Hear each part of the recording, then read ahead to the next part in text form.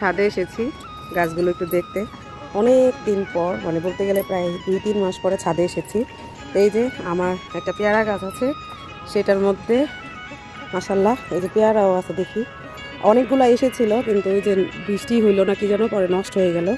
আর main যে কারণে video on করছি, মাশাল্লাহ মাশাল্লাহ অপরাজিতা ফুল অনেকগুলো হয়ে গেছে। বাসার অপরাজিতা গাছে কোনো ফুল নাই, তো এটা এখন নিয়ে যাব, এগুলো দিয়ে আমি চা বানাই খাবো। অপরাজিতা গাছের ফুলের চা কিন্তু শরীরের জন্য অনেক উপকার। জাস্ট ফুলগুলো ভালো করে ধুয়ে জাল দিব, দিয়ে ওইটাকে খেয়ে ফেলবো।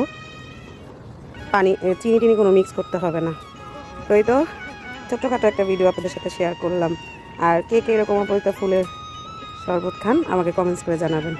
এই যে আমি ফুলগুলো ছিঁড়ে নিয়েছি, মাশাআল্লাহ সুবহানাল্লাহ। অনেক দিন পর ছাদে আসলাম আর ফুলগুলো দেখে ভালো লাগলো, তাই নিয়ে নিলাম।